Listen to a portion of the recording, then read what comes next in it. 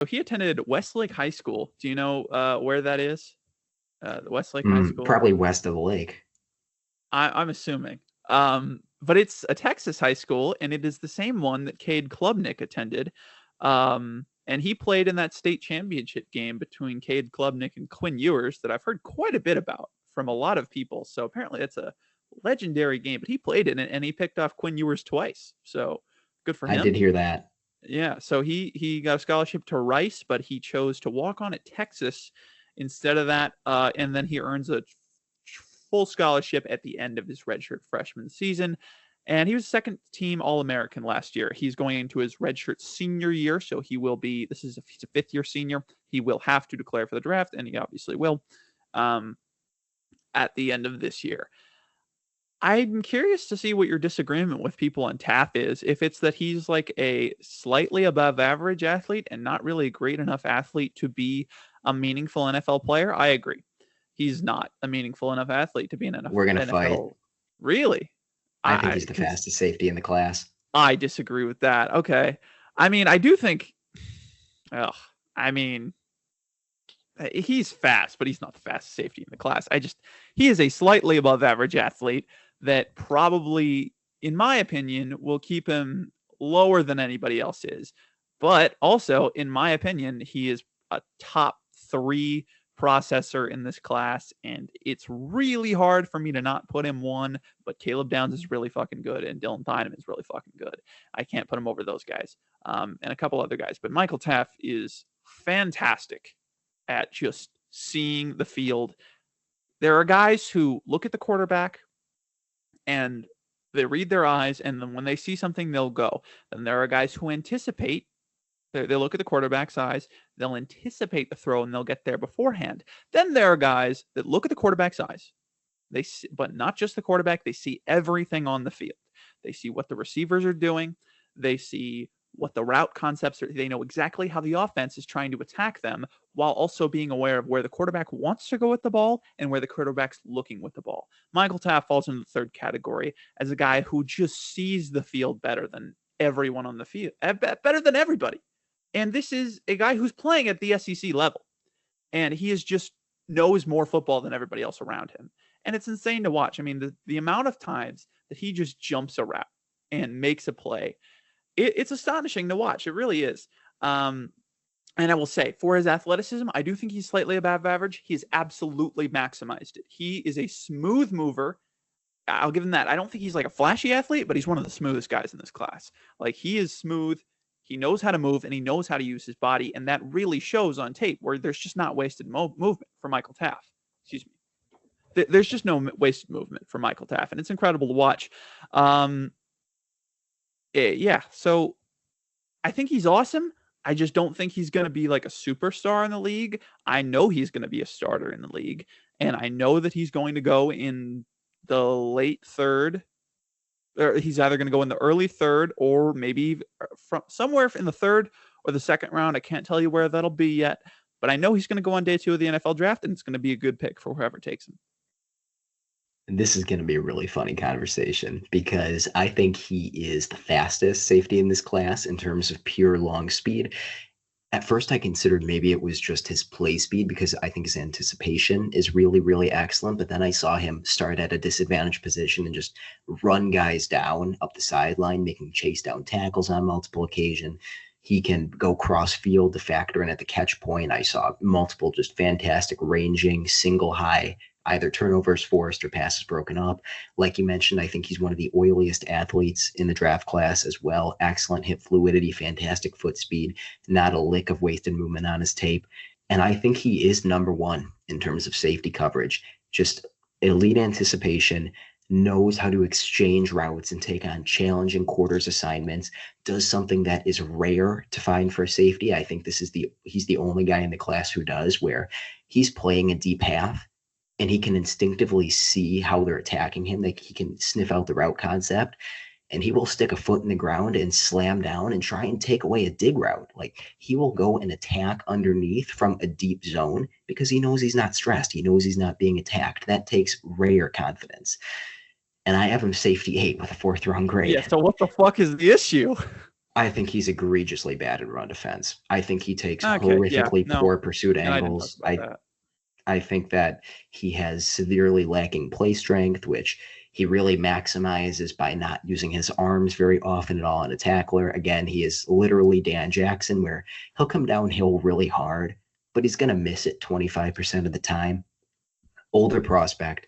I think we just know what he is as far as a run defender. And maybe I'm underselling him if you plug him into a system where he is truly just playing free safety.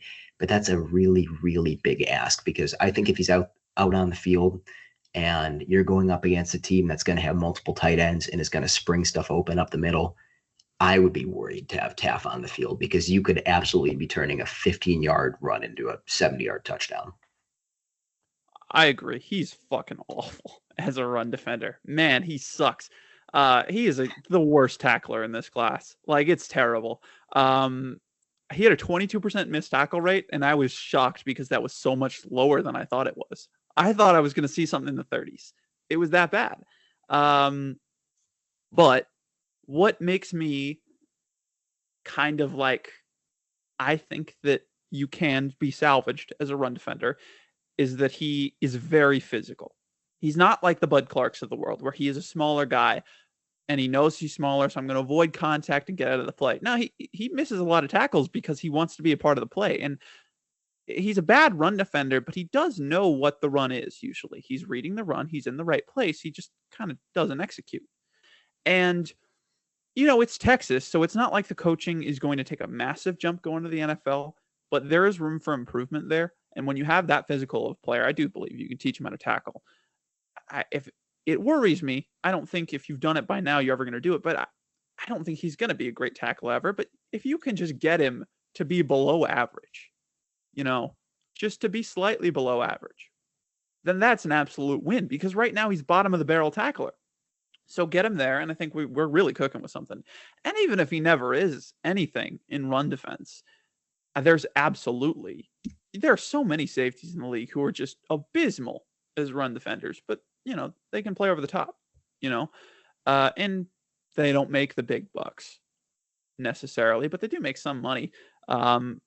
And there are systems where let's just play match and you really don't need to be involved in the run too much. And I think he could play for one of those. So that's why I think Taaffe will go high because I really just think when you're that good at something like that, I don't think people are going to be too worried about the run defense. You look at last year, he's not all that different from Xavier Watts. I think he's a worse athlete, but Watts was a worse tackler than him and probably a worse run defender than him because not only did he have all of these bad qualities, Michael Taaffe, but he also didn't have that physicality. He didn't embrace that side of the game. Now, I do think he is a special player of the ball. He has special ball skills and special playmaking skills, which I don't think Taaffe has. It's like that level. I don't think it's Watts level, but it's good. So, and Watts still went in the third round. So, and he's going to play a lot of games for Atlanta in his career. I truly believe that. So I think Taaffe at worst, he's a Xavier Watts kind of prospect, just a little bit worse as a playmaker. Maybe that goes in the early fourth, but probably still gets taken in the third. So I think Michael Taaffe's going to be really good. I do get why you have him lower. Just seems it's a tough eval because can that run defense be salvaged? And how much do you value run defense in a safety?